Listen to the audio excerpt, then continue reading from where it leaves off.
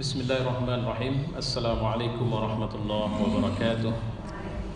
Alhamdulillahirabbil alamin wassalatu wassalamu ala asyrafil anbiya'i wal mursalin wa ala alihi wa sahbihi ajma'in.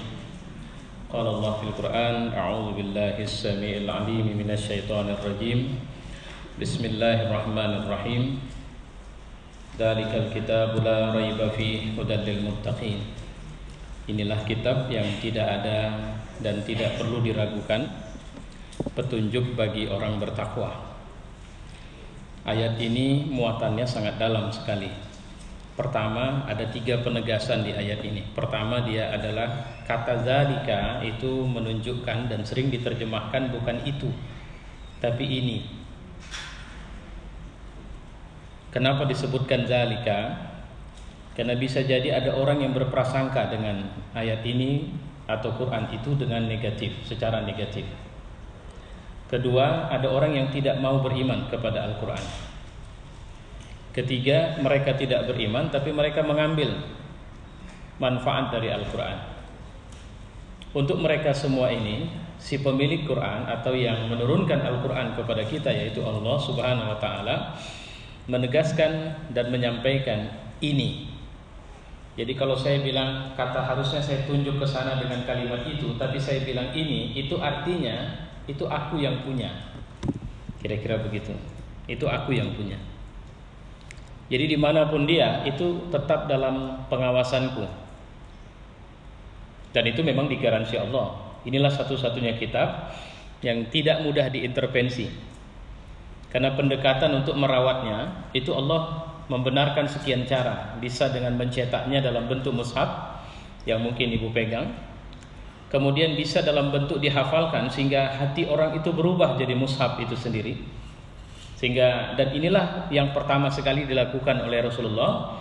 Ketika ayat itu turun, maka dia menggunakan atau menjadikan sekian sahabat sebagai orang-orang yang dimintakan untuk menghafal Al-Quran ini. Dan langsung dengan beberapa pernyataan, letakkan ayat ini di bahagian surat anu, setelah ayat anu, dan sebelum ayat anu. Jadi sebenarnya susunan itu sudah secara juga sudah disampaikan melalui pendekatan wahyu, sehingga penamaan surat dan sebagainya bukan intervensi manusia di dalamnya. Sehingga kenapa di sebelum dzalikal kitabul la raiba fihi hudal lil muttaqin itu alif lam mim, itu semuanya dalam petunjuk wahyu. Jadi bukan disusun-susun begitu saja. Jadi setiap selesai Nabi bilang, kalian hafalkan, tuliskan, letakkan dia di kumpulan ayat anu. Nah, kira-kira begitu, surat anu, di bahagian setelah ayat anu dan sebelum ayat anu. Sehingga setelah sempurna Quran itu turun, kita temukanlah seperti yang sekarang ini. Jadi nggak usah muncul pertanyaan dan pernyataan-pernyataan yang nggak perlu, tidak usah didengar. Ya, sehingga seperti misalnya ada orang yang mengatakan bahwa Al-Quran ini ada muatan politisnya karena dia disusun oleh orang dari rezim Quraisy atau rezim Utsmani yang tidak suka kepada sekelompok orang dan mereka cenderung macam-macam lah pernyataan mereka, dan ini sangat tidak layak dialamatkan kepada generasi pertama Islam yang Allah juga turut serta menjaga mereka itu. Ya, ini pertama. La raiba fi. La raiba fi itu artinya apa? Tidak ada keraguan, tidak ada yang perlu kau cemaskan tentang pesannya. Tidak ada yang perlu kau khawatirkan di situ. Pemberitaan-pemberitaan Quran tentang kehidupan setelah mati itu lengkap, detail. Bagaimana Quran bicara surga, bagaimana Quran bicara neraka, bicara hisab, bicara mahsyar, bicara kiamat, semua itu detail. Dan jangan ragu bahwa jika memang ada satu pertentangan dalam Al-Quran, maka itu pasti akan merusaknya dan merusak maknanya, menghancurkan pemahaman yang utuh seharusnya terhadapnya. Dan Quran ini walaupun dia disebut dengan Al-Quran, bacaan, tapi dia juga adalah kitab petunjuk. Ini menarik ini sebenarnya. Ya, tadi dari rumah saya tak merencanakan menyampaikan ini, tapi begitu dengar tilawah tadi, saya langsung berpikir, wah, saya harus sampaikan ini. Ya. Jadi la raiba fi itu artinya apa? Ini kitab yang dibutuhkan oleh semua manusia dari semua golongan dan semua keadaan. Dan kalau kita tahu, maka pastilah kita tidak mau jauh dari Quran. Seperti seorang turis yang datang ke kota kita dan dia ingin berjalan mengetahui tempat-tempat yang pernah dikhabarkan kepadanya, maka dia tidak akan jauh dari petanya kalau dia jalan sendiri. Jika dia khawatir, maka dia akan bertanya kepada orang, kasih tahu kepadaku di mana ini. Dia tunjukkan petanya. Mungkin kita akan bisa membantu supaya, bukan membantu dia lebih tersesat, tapi mungkin kita bisa kasih jalan pintas, jalan yang lebih oke, jalan yang macam-macam sampai akhirnya dia sampai ke tujuannya. Kalau kita mengerti, maka kita akan lebih serius untuk lebih belajar Quran ini. Kalau kita mengerti. Saya perlu menyampaikan bahwa yang saya maksud dengan belajar Al-Quran itu ibu-ibu bukan harus membaca Al-Quran setiap hari, karena terus terang kalau kita baca, pendekatan pertama orang membaca selalunya pahala. Dan itu bukan salah. Saya ulang sekali lagi, itu tidak salah. Tapi ini tidak cukup. Karena Quran pun tidak diturunkan cuma sekedar untuk kita baca agar bisa berpahala. Walaupun untuk membacanya Allah juga sudah merangsang kita melalui satu hadis. Nabi mengatakan, jangan kalian kira bahwa satu huruf itu adalah hitungan satu pahala. Tidak, itu bahkan satu huruf itu hitungannya adalah 10 pahala. Jadi kalau bicara pahala, tapi itu belum cukup. Bahkan bukan itu tujuan diturunkannya Al-Quran. Ada orang yang mulai beranjak untuk mengambil manfaat, dia menjadikan Quran sebagai alat ruqyah, di mana dia membaca Al-Quran untuk menenangkan hatinya, di mana dia membaca Quran untuk mengusir jin yang dirasakan ada di dalam tubuhnya, tubuh saudaranya, di rumahnya, di tempat bedagangnya. Saya tidak mengatakan ini salah, tapi saya mengatakan bahwa ini juga belum cukup. Tidak sedikit orang yang juga menggunakan Quran untuk mengobati penyakit fisiknya. Apakah itu kanker, apakah itu ginjal, apakah itu macam-macam yang sifatnya fisik. Dan apakah ini salah? Tidak. Tapi ini tidak cukup. Jadi jangan kita, saya mau tanya lah, ibu, saya pikir rata-rata ibu punya smartphone, bukan sekedar jadul. Kita udah kenal dengan handphone yang namanya smart. Pertanyaannya, apa yang ibu buat pada handphone yang smart itu? Kalau cuma SMS sama, untuk apa beli yang smart? Kira-kira begitulah. Jadi ternyata Quran itu very very smart. Tapi apa yang kita buat terhadap Quran yang sangat luar biasa ini? Ibu beli mobil mahal. Apa yang ibu sebenarnya beli mobil mahal itu? Oh, saya supaya lebih nyaman. Itu manfaat. Kalau sekedar nyaman, carilah mobil yang kita bisa nyaman di dalamnya. Nggak perlu ada GPS hebat apa semua, kan kira-kira begitulah itu. Ini segala ada. Mobil juga bisa dikontrol melalui macam-macam lah. Tapi dia hanya butuh bisa jalan. Di mana di mobil itu ketika berbenturan dengan lubang, dia tidak merasa, ngapain beli mobil dengan fitur-fitur yang demikian banyak canggih itu. Kalau cuma sekedar butuh kenyamanan, carilah yang memang sesuai dengan tingkat kita. Tapi memang ketika kita bicara Al-Quran, Quran ini mobil yang super mewah. Kalau ibarat rumah, Quran ini jika kita ibaratkan seperti rumah Quran ini bukan rumah. Mungkin saya nggak tahu, ibu lah yang paling tahu rumah paling mewah di komplek kita ini rumah siapa. Jauh lebih mewah dari itulah. Kalau ada komplek kabarnya yang paling mewah di muka bumi, ada orang bilang Beverly Hills. Oke, mana rumah yang paling mahal di situ? Maka jauh lebih hebat jika Quran diibaratkan rumah. Tapi untuk apa buat rumah mewah kalau cuma sekedar numpang tidur? Padahal kita semua punya fungsi di situ. Ada fungsi olahraga, ada fungsi pendidikan, ada fungsi hiburan dan macam-macam. Nah, maka Allah mengatakan kita tidak dituntut untuk bisa mengambil semua manfaat. Nah, ini jadi begini.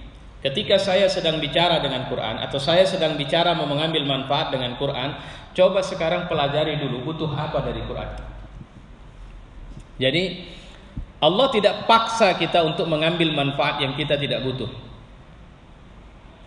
Tapi Allah bilang, atau Quran ini menegaskan, kebutuhan kita yang apapun itu ada dalam Quran. Makanya nanti kalau kita pelajari Quran dengan pendekatan semua nama yang ada sama dia, misalnya kita sebutlah dia, misalnya Quran ini adalah kitab petunjuk misalnya.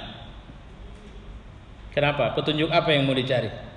Saya ingin jadi orang soleh Pak Ustaz. Oke, Quran sudah punya. Jangan cari dulu yang lain. Jadi pendekatannya ingin jadi orang soleh kan? Ya oke, Quran sudah punya, sudah siapkan itu maratibnya atau urutan-urutannya. Oh saya pingin, terus terang saya sering tidak nyaman hati, saya pingin bagaimana hati saya selalu fresh. Oke, kalau begitu Anda butuh ketenangan, ya oke. Quran bilang ala bizikrillahi tatmainnul qulub. Ketahuilah bahwa dengan zikir atau ingat kepada Allah maka tatmainnul qulub. Maka ketahuilah bahwa Quran ini adalah kitab zikir. Saya kurang bisa terima dengan argumentasi di luar sana. Oke, Quran ini disebut dengan al-bayan. Ini adalah penjelas. Bainal haq wal batil, antara benar dengan salah. Quran ini bisa mengasih tahu kepada kita bahwa sejatinya tujuan hidup seperti apa. Masya Allah. Jadi sebenarnya dahsyat sekali. Di awal surat, makanya kalau kita baca Quran, halaman pertama, kita ketemu suratul Fatihah kan begitu? Ada kalimat begini. Ihdinas siratal mustaqim. Oke, selesai. Waladdallin. Buka lembaran, kita ketemu halaman pertama dari suratul Baqarah. Maka ihdina siratal mustaqim. Itu Allah jawab langsung. Dzalikal kitabu la raiba fi hudan. Tadi kita bilang apa? Tunjuki kami hudan lil muttaqin. Kenapa bukan Allah bilang lil mu'minin, lis salihin, lil mutaqarribin? Kenapa Allah bilang lil muttaqin? Karena performa yang Allah mau dibentuk dalam Islam ini atas diri kita itu adalah manusia bertakwa. Loh kenapa harus bertakwa Pak Ustaz? Kenapa tidak soleh saja? Pernah nggak dengar doanya Nabi Yusuf alaihissalam? Wa alhiqni minas salihin. Dan kelompokkan aku dalam kelompok orang soleh. Doa ini dilanjutkan oleh Nabi Allah Sulaiman alaihissalam. Rabbi auzi'ni an nashkura ni'mataka allati an'amta alayya wa ala walidayya wa an a'mala salihan. Apa tadi saya dengar ada ibu tardo. Ibu amal soleh tidak boleh berhenti minta amal soleh, tapi ternyata tardo. Ibu datang mengaji amal soleh enggak? Amal soleh bisa pulang bawa pahala enggak? Belum tentu. Kenapa belum tentu? Karena mungkin cideranya niat kita. Apa yang menciderai niat kita? Syahwat kita. Kalau kita bicara syahwat, apa itu? Di Quran, di surat Ali Imran ayat 14 diceritakan itu item-item syahwat itu. Apa yang menciderai niat kita? Setan. Terus bagaimana caranya supaya kesolehan saya ini tidak rusak? Minta sama Allah, an a'mala salihan tarda, supaya semua amal solehku itu kau ridho Tuhan. Jadi bagaimana caranya? Aku lebih mengedepankan ridhomu dari semua kesolehan ini. Kalau yang kita kedepankan ridho Allah, itu yang sering saya bilang, ngacak keikhlasan niat kita ini tidak sulit Ibu. Biasanya kalau orang sudah jadi pengurus itu jauh lebih rajin datang wirid. Tapi kalau sudah berhenti, saya bukan bilang yang udah berhenti nggak rajin. Maksud saya mengetahui kualitas keikhlasan itu di situ. Kenapa kita tetap maunya kita tidak pengurus, tapi semangat kita sama loh. Beban yang kita rasakan itu sama. Yang mereka urusin kan aku, sehingga aku juga harus tahu dan ngerti bahwa aku ini orang yang diurus. Kira-kira begitu. Maka dzalikal kitab la raiba fi hudan lil muttaqin. Kenapa harus bertakwa? Karena ternyata takwa itulah syarat surga. Ya udah berulang kali di masjid ini pun sudah berulang bilang, kalau cuma ibu rajin baca Quran, belum tentu ibu masuk surga. Ustadz ini pun kalau cuma tiap hari pagi, dari pagi ini, dari pagi, siang, sore ini sampai malam, saya terus berjalan. Nah, bisa saya masuk surga? Bisa. Tapi pasti? Ya Allah, kita berdoa kepada Allah semoga Allah memberikan kepastian itu.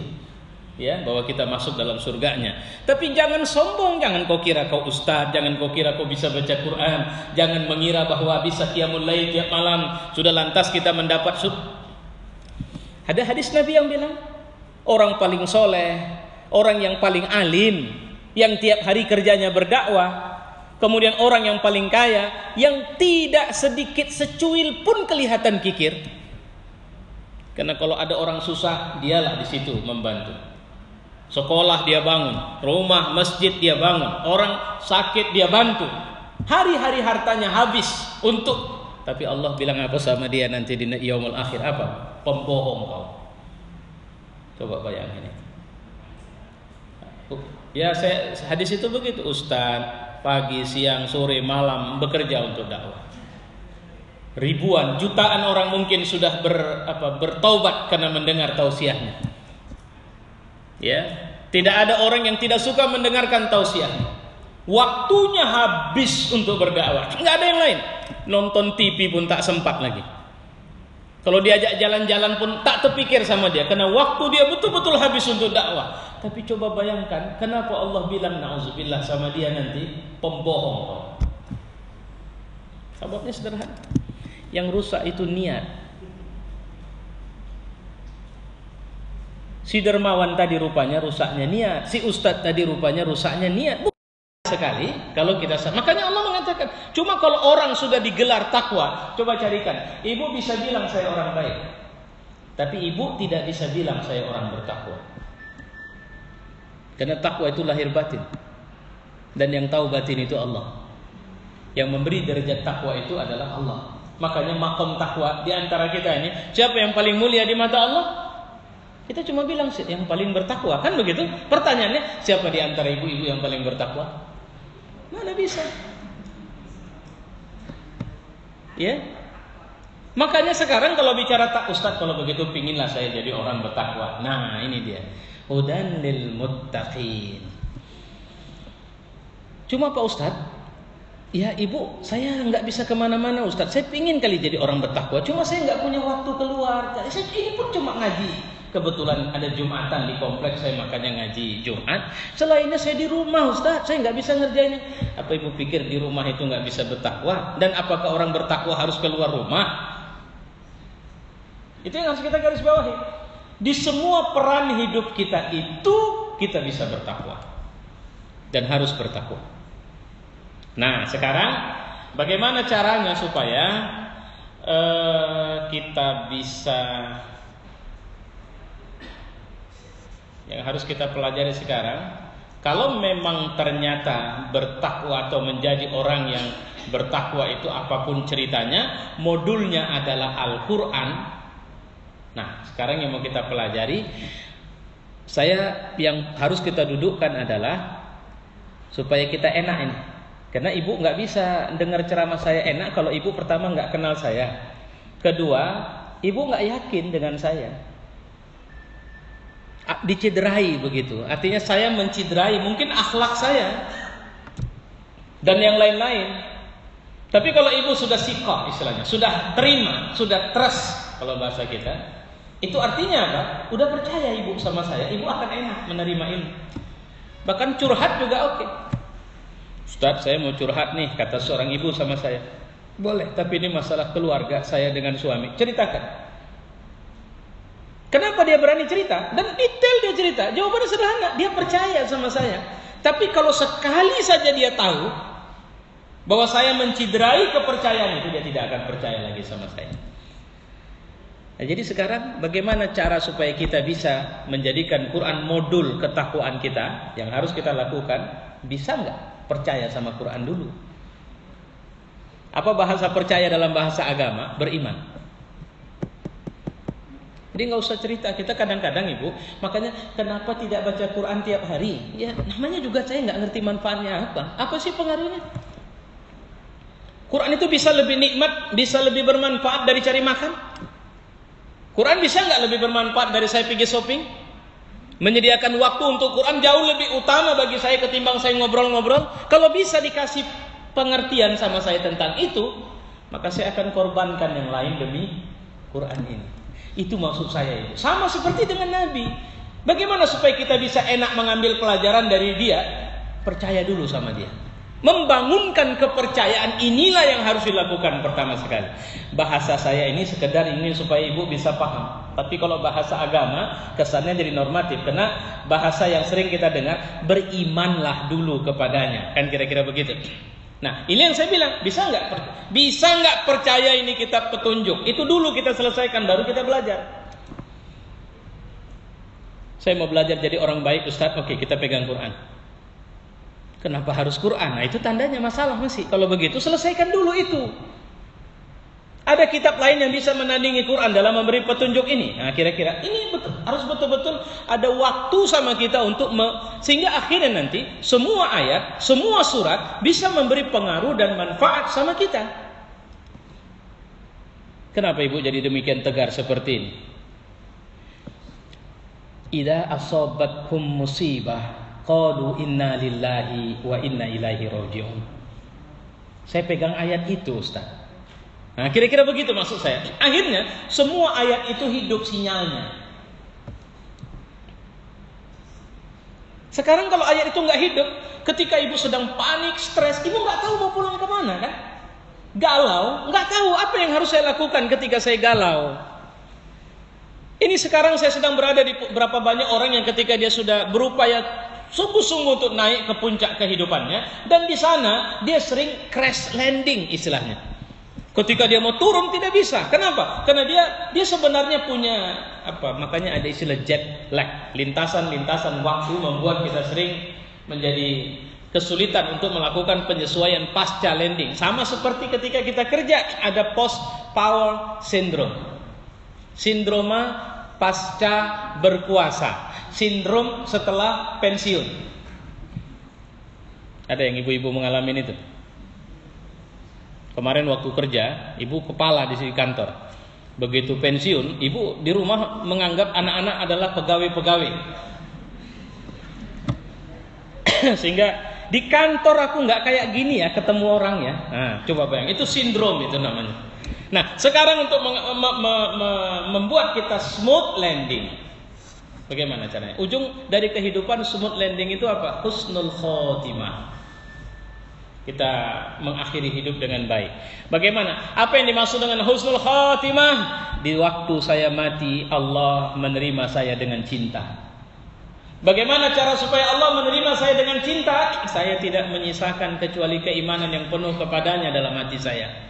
Apa buktinya? Saya mengisi waktu-waktu di ujung-ujung hidup saya dan tidak membiarkan ada waktu yang terbuang percuma, kecuali saya melakukan kebaikan yang saya berharap Allah kasih pahala nanti di akhirat sama saya.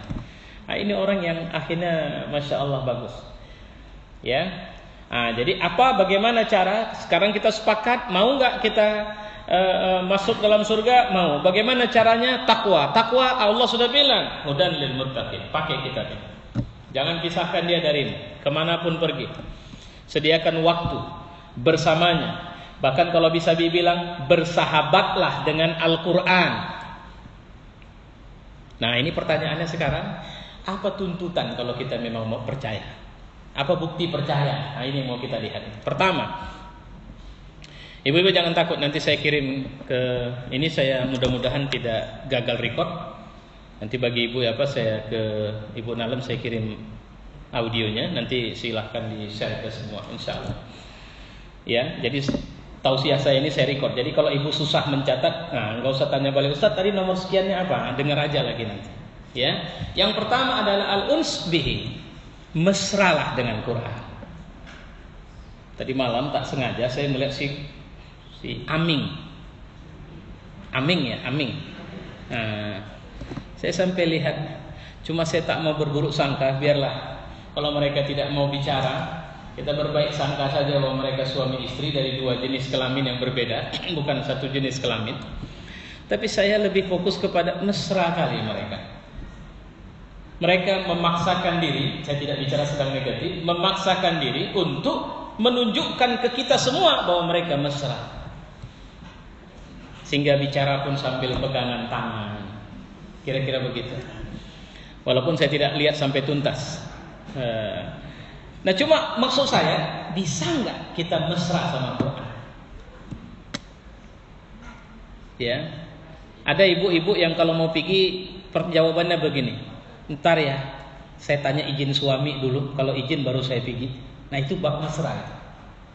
Bisa nggak ibu bawa itu ke Quran? Ntar ya, saya tanya Quran dulu. Boleh nggak, kata dia.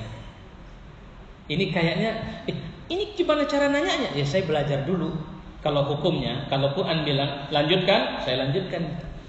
Ini kan sama dengan mesra dengan Quran, sama artinya kita mesra dengan Allah Subhanahu wa taala. Walaupun kita tidak mempersamakan Quran dengan Allah, maksudnya karena itu kita wahyu dia.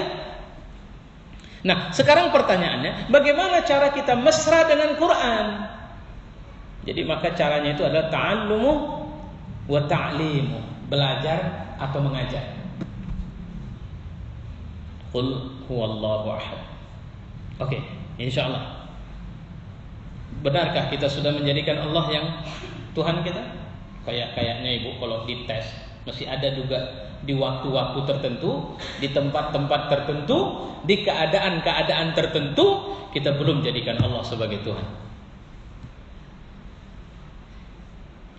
Contoh, misalnya saya nggak usah bilang apa itu. Misalnya begini, cuman lah Pak, udah zamannya begini. Itu kan dalilnya dari mana dapatnya itu? Udah zamannya. Kalau kita nggak begini Pak, takkan bisa. Ketemu nggak? Kita cek ukur. Yang terjadi apa? Kalau begitu ada proses di mana kita masih tawar-menawar dengan Tuhan. Di waktu ini kayaknya nggak usah ikut lah ya Allah ya. Saya nggak apa-apa lah ya, nggak beriman samamu ya. Saya lebih beriman sama yang lain ya. Nah itu yang masalah menyembah Allah. Kita pastilah kita nggak seperti orang yang di pinggir jalan, yang kuil-kuilnya nampak di pinggir jalan, yang kemudian saya kemarin tertawa tiba-tiba seperti kesedak juga melintas dekat rel kereta api. Ada orang yang dia sedang menyembah patung gitu, dan kemudian dia pegang botol air minum yang sudah dicopotnya mereknya. Nah, kemudian dia sampai digosok-gosoknya, mungkin dia sedang mau mengambil berkah dari doa-doa yang dia ungkapkan itu. Sampai betul-betul nggak habis pikir gitu. Lihat ada orang yang buat patung dari tangannya sendiri, kemudian menyembahnya. Kalau kita cari dalil rasionalnya, nggak ketemu itu. Kita tanya pun sama dia, cumananya ceritanya ini. Nanti ibu boleh buka surat Az-Zumar. Ketemu dalam surat Az-Zumar ayat 3. Kalau kita tanya, kenapa kalian sembah patung, batu yang kalian buat dari tangan kalian sendiri? Mereka akan jawab itu. Enggak, kami nggak nyembah batu ini. Batu ini hanya media supaya kami bisa merasakan lebih dekat dengan Tuhan.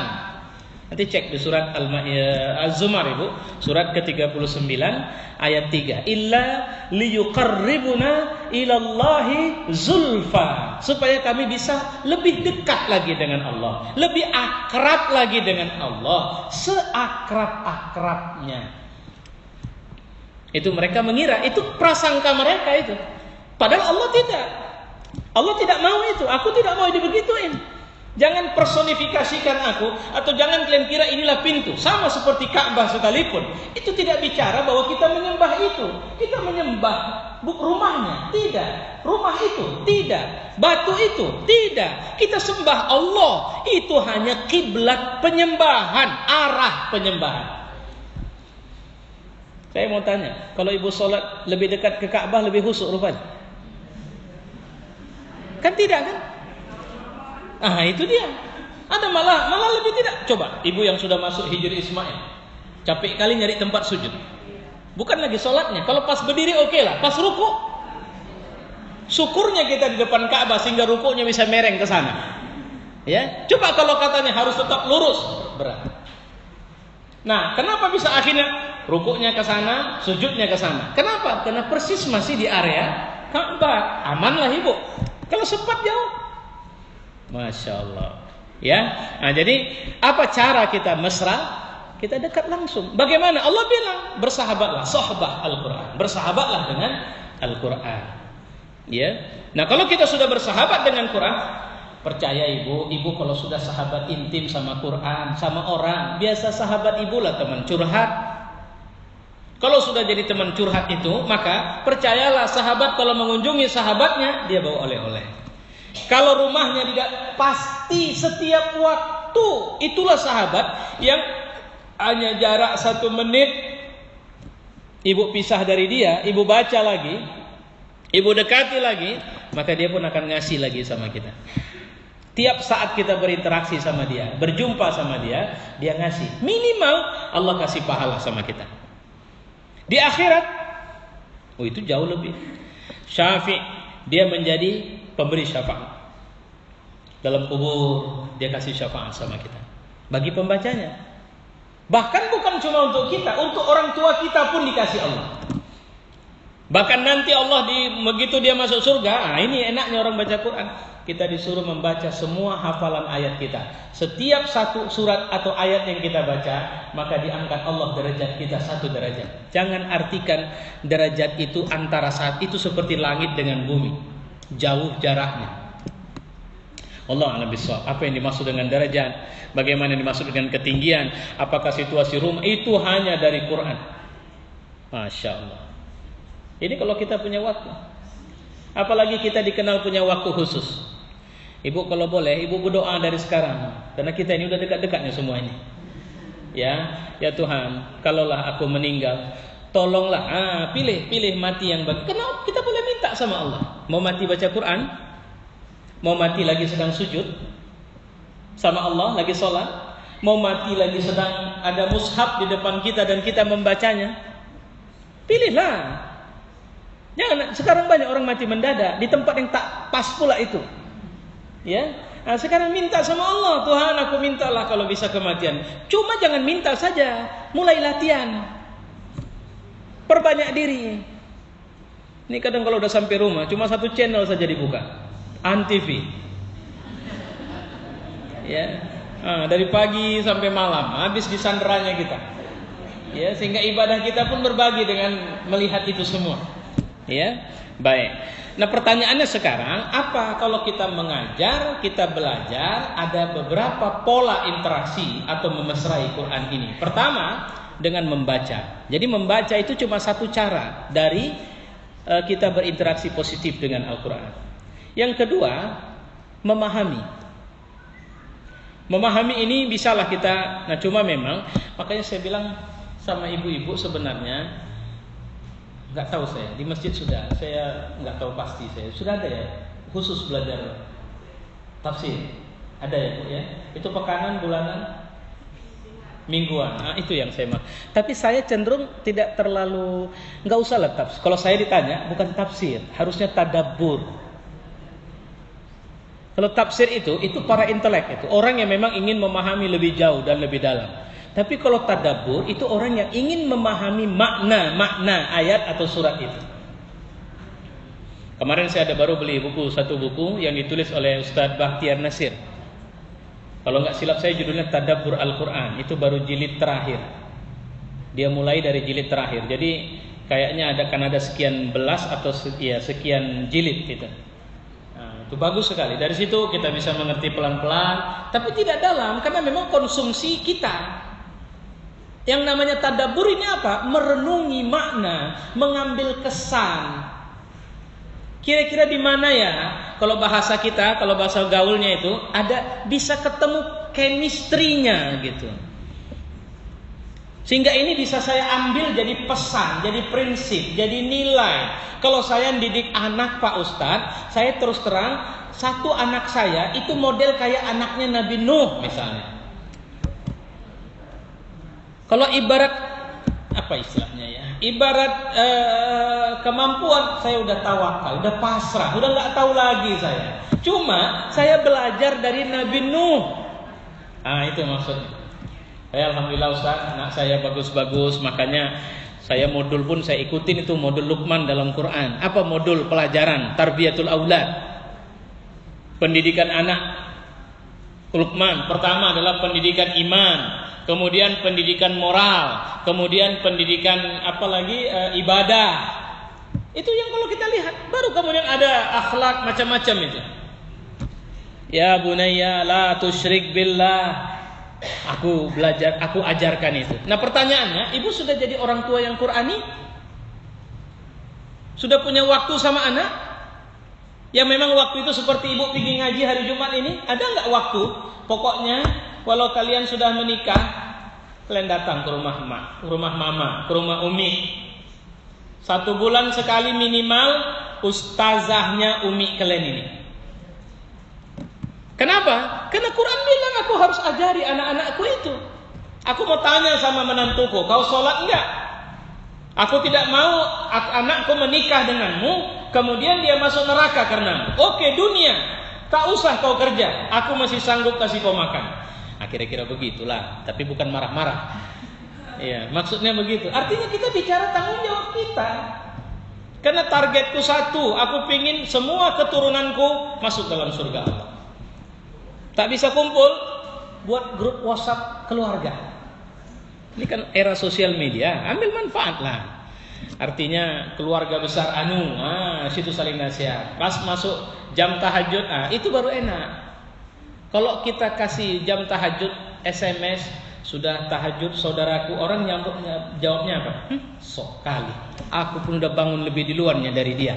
Coba kadang-kadang. Tapi kalau kita sama anak, udah bangun kalian, jawab ini, omak ngomong ini. Mana ini si Anu? Tak jawab telepon. Udah bangun kalian, udah tahan. Itu tanggung jawab. Masa sosial media, manfaatinlah. Ya, supaya cucu kita, anak kita, menantu kita itu bisa kemudian tetap dalam kontrol atau pengawasan ibu kita dalam ibadah atau agamanya. Jadi fahman. Selanjutnya adalah tatbiqan. Tatbiq ini artinya menerapkan. Ini yang paling berat itu. Berat ini. Jadi kita di Medan ini belum lazim ngaji ibu pakai ini yang di sini ada ini kan. Kita belum lazim. Padahal sebenarnya kita ngaji pendekatannya sudah tidak lagi perlu menolong kalau saya bilang. Kita sudah harus betul-betul saling mengisi. Ibu-ibu ini, saya tahu betul ibu ini kalau di luar, ibu punya jabatan, punya pangkat, punya gelar, punya spesialisasi pendidikan yang bisa mendukung penjelasan-penjelasan agama ini. Bagaimana ibu? Misalnya ada psikolog. Psikolog apa bu? Saya spesialis anak. Oke, ini pelajarannya gimana ini? Gitu. Jadi betul-betul kita serius, betul-betul kita mengambil pelajaran. Dan ini maksudnya tatbik. Ustaz, saya sudah semua buku saya baca. Apa itu? Qiyamul Lail. Baik. Apa masalah ibu? Sampai sekarang saya belum bisa rutin. Saya pingin rutin. Tolong kasih tahu sama saya caranya. Nah kan butuh caranya. Bukan butuh bagaimana bisa sholat tahajud, bukan. Tapi aku payah bangun Pak Ustaz. Udah ku hidupkan 10 HP-ku. HP, alarmnya hidup semua Pak Ustaz. Pas hidup aku bangun satu-satu, ku matikan. Habis itu aku tidur lagi. Ini gimana cara mengaturnya? Kan kita bukan butuh pengetahuan berapa rakaat sholat qiyamul lail, berapa rakaat witir, tapi bagaimana kita bisa bangun dan kemudian akhirnya bisa konsisten melaksanakan itu. Kan kita butuh itu sebenarnya. Nah, kalau sudah butuh itu, yang pertama sebenarnya harus kita cek adalah diri kita. Pasti ada yang menghambat, yang membuat kita tidak bisa bangun. Ibu cari sebabnya. Mungkin pertama sebabnya adalah hal-hal yang haram. Oh enggak Ustaz, kalau haram alhamdulillah lah. Kalau yang sifatnya dosa besar, ngomongin orang, alhamdulillah enggak. Oke, kalau begitu ada yang makruh, yang ibu biasakan. Atau ada yang mubah, yang mubah juga bisa buat jadi masalah ibu. Saya ambil pengalaman saya orang India. Bagaimanapun cara saya menahan, enggak tertahan juga bu. Lagu India itu tetap saya suka. Jadi ada waktu, bisa jadi memang berbulan-bulan atau sekian setahun saya tidak bisa, tapi ada waktu saya pingin. Nah, saya akui, begitu saya cuma dengar, taruh ke kuping, nggak lihat, cuma dengar suara, yang saya rasakan mengganggu qiyamul lail. Itu mubah kan, hal yang boleh kan. Tapi ketika dia sesuatu yang berpotensi juga merusak, kita coba akrab dengan itu, dia akan menggoyang laju ibadah kita. Jadi kalau ngeceknya itu dulu dicek, baru kita bicara qiyat. Ada problem nggak? Ibu misalnya saya rumah dekat masjid Ustaz, tapi kenapa ya? Saya menganggap saya malas ke masjid. Kenapa? Karena saya nggak bisa khusyuk kalau ibadah itu, sholat itu harus sama banyak orang. Pernah dengar orang begitu ngomong? Nah itu dia sedang kena penyakit itu. Cuma biasanya orang yang sakit begini dia tidak tahu. Itulah yang disebut dengan orang yang lalai. Makanya kita harus belajar menterapi diri untuk menerap atau mengobati diri kita dengan Al-Quran. Ini cara pertama tuntutan imannya. Yang kedua, at-tarbiyatun nafsi. Mulailah mendidik diri dengan Al-Quran. Nah ini kan nggak ngerti. Kita kan kalau kelas kita kan ibu modelnya bagaimana cara? Nah itu makanya saya bilang rangkaian-rangkaian ngaji kita punya itu sudah harus betul-betul bernas. Ibu tahu nggak? Sekarang ada ibu yang sudah pernah diagnosa diri nggak? Berapa kadar ketidakikhlasan dalam semua ibadah ibu? Belum. Punya penyakit dengki berapa persen? Buruk sangka sama orang berapa persen? Pernah nggak diagnosa? Dokter kan kalau ada orang ngelapor sakit, walaupun Pak dokter saya dia kalau model saya ambil yang di Malaysia lah di Penang gitu kan. Kita duduk di sini dia tek terus keluhan kita dia pokoknya didengarkan semua, tapi dia sudah koneksikan. Ah, udah selesai. Nah, tuh pergi periksa jantung di sana, periksa darah di sana, periksa. Kenapa? Dia mau integral hasilnya baru bicara obat. Kalau kita tengok muka, udah ibu nggak usah ngomong, saya udah tahu penyakit ibu. Ini cari ya. Cemana itu mau begitu? Jadi bukan dia tidak. Nah sama dengan rohani. Kenapa saya malas baca Quran? Kenapa saya malas ngaji? Kenapa saya masih senang yang nggak benar? Itu kenapa? Nah, pernah diagnosa diri nggak? Kalau nggak pernah, itulah makanya buat agenda muhasabah. Apa yang pengakuan tidak perlu sama orang lain. Pengakuan terhadap diriku sendiri. Apa yang pernah merusak ruhku, merusak jiwaku, tuliskan. Kalau nggak bisa, nggak mau tulis, duduklah, kenanglah itu. Jujur, ngaku. Ada dengki nggak ibu sama orang? Pernah nggak? Kalau memang kayaknya nggak ada. Pernah nggak? Pernah. Kalau begitu alhamdulillah. Tapi berpotensi bisa dirusak lagi dari jalur ini. Ada sombong nggak? Apa indikator sombong? Belajar dulu. Sombong itu apa? Sombong itu ngeremehin orang. Sombong itu nolak kebenaran. Kayaknya kalau ngeremehin orang enggak lah. Sama pembantu pun saya orang yang enggak remeh kok. Oke, kalau itu ibu enggak punya penyakit itu. Ada emosional enggak? Ah, kalau yang satu ini kayaknya iya. Sama pembantu saya tiap hari mesti marah. Kalau enggak marah itu enggak bisa. Nah pertanyaannya, apa betul kalau enggak marah enggak bisa? Nah, artinya ini yang saya maksud tadi. Kita didik diri kita dengan Al-Quran. Itu yang kedua. Yang ketiga, ad-da'watu ilaih. Mulailah mengajak orang kepadanya. Kepada apa? Kepada Al-Quran. Kepada apa? Kepada Allah dan tunduk kepada Allah. Ya, memakai Al-Quran ini. Ustaz, kayaknya nggak mungkin lah kami, masing-masing kami. Memang nggak mungkin ibu. Nah sekarang inilah dia. Kita ngaji ini. Saya jujur ini berinteraksi sama ibu-ibu ini kan tidak tergolong rutin ini.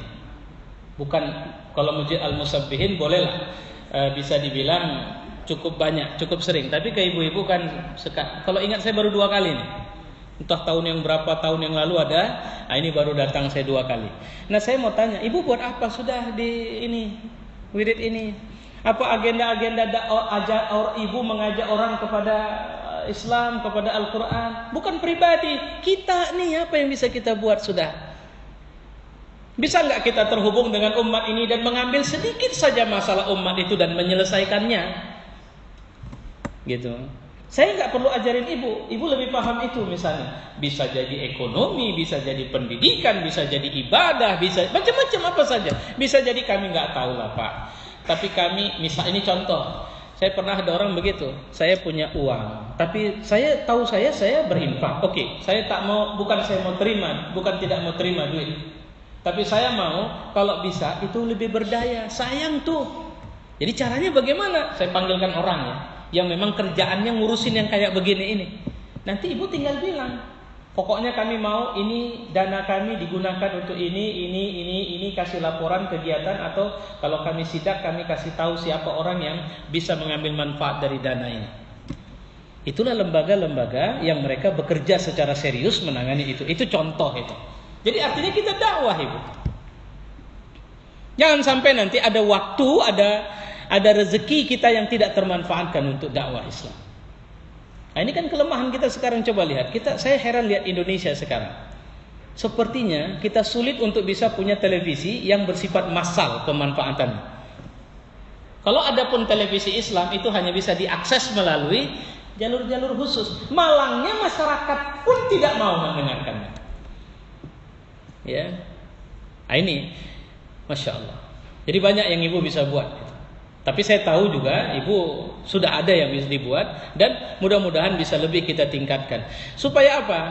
Saya sering kali bilang begini, ini yang Ustadz, yang ibu panggil Ustadz ini, yang sedang ceramah ini Bu, ini saya ceramah ini, saya hakul yakin ada sekian banyak orang yang saya tidak rutin ketemu dia, tapi karena dia yang mensupport pendidikan saya yakin dia sudah dapat rezeki terus menerus dari pahala ibadah yang saya lakukan dalam bentuk dakwah ini. Jadi saya tahu diri dari SMP ada orang yang membiayai pendidikan saya. Saya pikir semuanya saya anak orang susah. Yang kemudian mak saya tidak bisa, kemudian ada orang dia bilang ajarkan anak saya les, nanti ku kasih kau gajinya dan gunakan untuk sekolah. Saya merasa dia membantu saya. Tamat saya pikir kuliah, ada orang yang rata-rata sudah meninggal ini semua. Coba bayangkan, ilmu yang saya ambil di SMP, ilmu yang saya ambil di SMA, ilmu yang saya ambil di kuliah, saya ajarkan sama orang banyak, dapat nggak dia? Dapat, Masya Allah. Dia pun tak ingat mungkin. Apa iya aku bantu dia? Ada yang tidak peduli sama sekali. Ada yang ketika saya ketemu istrinya, dia sudah meninggal, saya bilang, ibu, ini yang berdiri di depan ibu, ini adalah buah dari amal bapak almarhum. Jadi artinya tahu diri, bukan apa. Nah, mau nggak punya amal yang begitu? Nah, itu caranya tinggal bagaimana meng-create itu profesional. Itu yang ad-da'watu ilaihi. Berdakwalah dengan Al-Quran ini. Ya. Kemudian iqamatuhu fil ard, tegakkan Al-Quran, jangan malu. Masa orang buat zalim berani di pinggir jalan kita baca Quran nggak mau? Nggak berani, malu. Orang duduk di tempat-tempat makanya saya sering bilang sekali-sekali kita ngajinya di mana? Di mall tempat orang makan itu, di kafe. Tapi bukan jangan booking tempat, biarin aja. Jangan kau sediakan tempat khusus sama kami. Supaya di situ kita juga bisa mempengaruhi orang. Kalau booking kan selesai, sudah di booking, mohon maaf. Udah, akhirnya kita buat itu namanya mindahkan tempat pengajian. Ini mau dakwah ini. Makanya dulu ada istilah dakwah di mall. Caranya apa? Sambil jalan ustaznya, anak-anak remaja itu, sambil jalan cerita, tapi ceritanya dakwah. Begitu maksudnya. Ya, itu inovasi-inovasi yang mungkin bisa ibu buat atau ibu telurkan sama anak-anak, Masya Allah. Karena anak kita juga ada banyak orang yang dia kalau duduk begini nggak betah, tapi sambil makan oke. Sudah masuk waktu kita? Oh iya, kalau begitu alhamdulillah. Ibu nggak sempat bertanya ini. Ya, insya Allah mudah-mudahan ini memberi kebaikan untuk kita semua. Yang terakhirlah saya sampaikan, at-taslim, pasrahlah dengan hukum-hukum Al-Quran itu. Jadi jangan pakai dalil yang lain. Kalau Quran sudah bilang A, ikutlah apa kata Quran. Jadi jangan mencari cara. Ya, saya pikir itu karena kita berguru dengan waktu yang sebentar lagi, insya Allah akan masuk waktu asar. Mudah-mudahan ada rezeki kita bertemu di waktu yang lain. Jadi kesimpulannya ibu, mulai hari ini belajarlah untuk bersahabat dengan Al-Quran. Percayalah dia tidak akan mengajak kita ke tempat yang tidak benar, ke waktu yang tidak benar, atau pekerjaan yang tidak benar. Semoga Allah jadikan kebaikan untuk kita semua. Wassalamualaikum warahmatullahi wabarakatuh.